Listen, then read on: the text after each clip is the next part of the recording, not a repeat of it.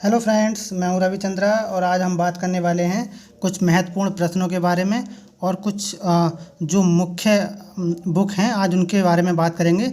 कौन सी बुक किस राइटर ने लिखी है जो कि मैच द फॉलोइंग में एग्ज़ाम के अंदर पूछी जाती हैं। चलिए सबसे पहले पहला क्वेश्चन देख लेते हैं, स्टार्ट करते हैं। इंडियन ज्योग्राफी से हैं काफ़ी क्वेश्चंस और बाकी देखेंगे बुक।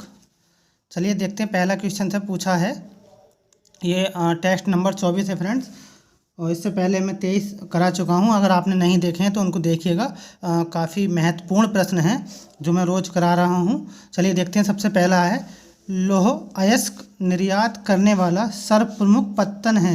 यानी ऐसा कौन सा पोर्ट है, यानी पोर्ट यानी पत्तन, पोर्ट जो लौह अयस्क आयरन ओर को निर्यात करता है यानी एक्सपोर्ट करता है। मार्मोगांव, कोचीन, मुंबई या कोई नहीं। फ्रेंड्स अगर बात करें लौह अयस्क की तो फ्रेंड्स लौह अयस्क में मार्मोगांव बंदरगाह जो कि कर्नाटक का है, कर्नाटक का। तो ये जो है लौह अयस्क निर्यात करता है और कहाँ के लिए, जो पश्चिमी देश हैं जैसे ईरान है, इराक है, वहाँ के लिए मेनली निर्यात करता है। कोचीन ये लौह अयस्क नहीं भेजता है फ्रेंड्स, ना ही मुंबई। ये ज़्यादातर जो है इंपोर्ट के लिए हैं, जैसे ये कोचीन है, मुंबई है, जो पेट्रोलियम वगैरह है उनके लिए मेनली हैं। आइए देख लेते हैं, क्योंकि ये जो कर्नाटक में है वहाँ की जो खाने हैं वो मार्मोगांव बंदरगाह के काफ़ी करीब होती हैं। इस वजह से जो निर्यात होता है, एक्सपोर्ट होता है, वो मार्मोगांव बंदर से होता है। क्योंकि कोचीन और मुंबई में कोयले की जो है खदानें नहीं पाई जाती, इस कारण से क्योंकि जहाँ ट्रांसपोर्ट कम लगता है वहीं से हम निर्यात करने की कोशिश करते हैं। चलिए देख लेते हैं, प्रश्न नंबर दूसरा पूछा है, भारत में जनसंख्या की नकारात्मक वृद्धि हुई 1921 से 1951, 1981 से 2001, 1911 से 1921, 2001 से 2011। फ्रेंड्स अगर नकारात्मक वृद्धि की बात करें, क्योंकि एक ऐसा समय था फ्रेंड्स 1911 और 1921 कि इसमें जो जनसंख्या थी वो हमारी -0.3 पहुंच गई थी। पूछा जा सकता है कि किस वर्ष में जनसंख्या की नकारात्मक वृद्धि कितनी रही, तो -0.3% रही थी। कारण क्या था फ्रेंड्स, उस समय जो है बहुत सारी जो बीमारियां थी उनसे जो है ये सब नकारात्मक वृद्धि दर देखी गई थी। जितने जन्म लेते थे उससे कहीं ज़्यादा मर जाते थे।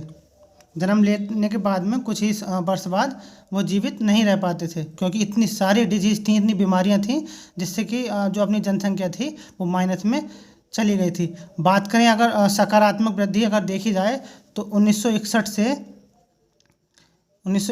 71 और 1971 से 81 और 1981 से 91, 1991 से 2001, वहीं 2001 से 2011 की बात करें फ्रेंड्स तो यहाँ तक काफ़ी वृद्धि दर रही। अगर वृद्धि दर की बात करें तो 24.88 समथिंग रही परसेंट में। सबसे ज़्यादा पूछा जा सकता है कि सबसे ज़्यादा जो सकारात्मक वृद्धि रही थी या जनसंख्या वृद्धि सबसे ज़्यादा हुई थी तो 1961 से 1971 के बीच में हुई थी। वहीं 1971 के बाद में जो है डिक्रीज हुई, कितनी हुई, 24.66 जो है कम हो गई, 88 से 66 रह गई 24 रहने के बाद में। फिर वहीं बात करें 23.87 रही थी। फिर उसकी बाद में बात करें तो 21.7 रही थी। और फ्रेंड्स अगर 2001 और 2011 के अनुसार देखें तो 17.7 या कहीं कहीं 17.5 भी देखने को मिलती है। तो ये आंकड़ा काफ़ी महत्वपूर्ण है। 1961 और 1971 की बात करें तो 24.88, वहीं 1971 की और 81 की बात करें तो 24.66, वहीं 1981 से 1991 के बीच की बात करें तो 23.87, वहीं 1991 और 2001 की बात करें तो 21.7 रही। वहीं 2001 के बीच में देखें तो 17.7% रही। आप देखो फ्रेंड्स सबसे ज़्यादा जो वृद्धि रही है 24.88 1961 से 1971 के बीच में रही है। उसके बाद में देखा जाए तो अब तक घटती हुई जा रही है, 24 से 23, 23 से 21, 21 से 17। अब जो होगा फ्रेंड्स, जब भी होगी ये अपनी जो जनसंख्या, तो मुझे लगता है 16 समथिंग रह जाएगी, 16 या 15.5 के समथिंग जो जनसंख्या वृद्धि दर है वह रह जाएगी। आइए देख लेते हैं प्रश्न नंबर तीसरा, काफ़ी देर हो गई इसमें। पूछा है 2011 के अनुसार भारत में महिला साक्षरता प्रतिशत कितनी है। अगर 2011 के अनुसार महिला साक्षरता दर कितनी है, केवल फीमेल की पूछा है फ्रेंड्स, तो 55.46, 65.46, 75.46 या इनमें से कोई नहीं। अगर फ्रेंड्स महिला साक्षरता दर की बात करें फ्रेंड्स, तो ये रही थी 64.6 या 46 कह सकते हैं। तो इसमें कोई भी ऑप्शन नहीं है इतना करीब में, तो इसका होगा कोई नहीं। वहीं पूछ ले 2011 के अनुसार भारत में पुरुष साक्षरता यानी मेल लिटरेसी जो प्रतिशत है वो कितनी है, तो 80.29% है। वहीं अगर पूछे ओवरऑल एवरेज कितनी है महिला और मेल की दोनों को मिला के देखें, तो फ्रेंड्स 73.04 ओवरऑल भारत की बात करें सब मिला के सभी राज्यों को एवरेज इनका देखें तो 73.04%। वहीं अगर केवल महिलाओं की बात करें तो 64.46, अगर केवल मेल की बात करें मेल की तो 80.29%। तो ये काफ़ी महत्वपूर्ण है, पूछा जा सकता है। आइए देख लेते हैं प्रश्न नंबर 4। पूछा है खम्माम तांबा खदान क्षेत्र किस राज्य में है। यानी खम्मान जो तांबा निकलता है वो खदान किस राज्य में है। खम्मान महाराष्ट्र में, मध्य प्रदेश में, कर्नाटका में, आंध्र प्रदेश में। तो फ्रेंड्स जो खम्मान तांबा है वो निकलता है फ्रेंड्स आंध्र प्रदेश से। आइए देख लेते हैं फ्रेंड्स। अब कुछ पुस्तकें हैं, जैसे कि मैं रोज़ कल मैंने कम से कम 20 पुस्तकें डाली थी, तो मैंने सोचा क्यों ना आज भी 10-12 पुस्तक इंक्लूड की जाएँ जो एग्जाम में आए तो सही हो जाएँ। देखिए कहा है कि जो वाणिज्य भूगोल है यानी कि कॉमर्शियल ज्योग्राफी है, ये किसके द्वारा लिखी गई थी। तो फ्रेंड्स जो कॉमर्शियल ज्योग्राफी पर कार्य किया था डडले स्टाम्प और चिसोल्म ने किया था। डडले स्टाम्प ने जो म्यांमार है उसका भी जो वहाँ की भूमि है फ्रेंड्स, पूछा जा सकता है जो म्यांमार की भूमि है गोदावरी नदी है उसका जो सर्वेक्षण किया था, उसका यानी कि जो इन्होंने दौरा किया था वो किसने किया था, तो वो भी जो सर्वेक्षण किया था डडले स्टाम्प ने किया था 1949 में। वहीं बात करें पूछा जाएगा व्यावहारिक भूगोल यानी बिहेवियरल ज्योग्राफी, तो बिहेवियरल ज्योग्राफी पर डडले स्टाम्प ने काम किया। वहीं पूछा जाए बिहेवियरल ज्योग्राफी और एक पूछा जाता है फ्रेंड्स ए प्रेट का है वो व्यवहारात्मक ज्योग्राफी, और पूछता है ए प्रेट की है यानी कि व्यवहारिक मैट्रिक्स। अगर यहाँ भूगोल की जगह दे दे कि व्यवहारिक जो मैट्रिक्स की बात किसने की, मैट्रिक्स, तो मैट्रिक्स की जो बात की थी फ्रेंड्स वो ए प्रेट ने की थी, ए प्रेट ने। आइए देख लेते हैं। पूछा जाएगा जीवन मृत्यु का भूगोल पुस्तक किसने लिखी, यानी कि जीवन और मृत्यु का भूगोल। तो फ्रेंड्स इस पर भी काम जो किया था ये डडले स्टाम्प ने किया था।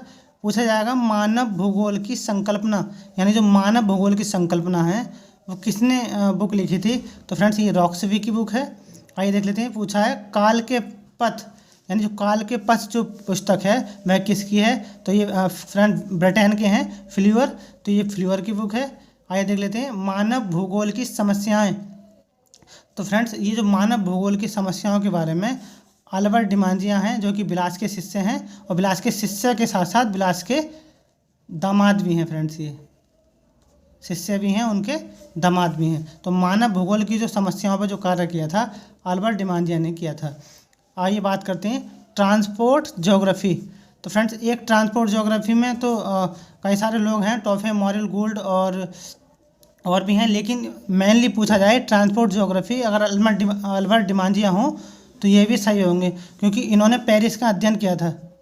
पेरिस के अध्ययन में जो वहाँ की ट्रांसपोर्ट है वहाँ के बारे में इन्होंने ज्योग्राफी में कार्य किया था। आइए देख लेते हैं पेरिस का नगरीय अध्ययन।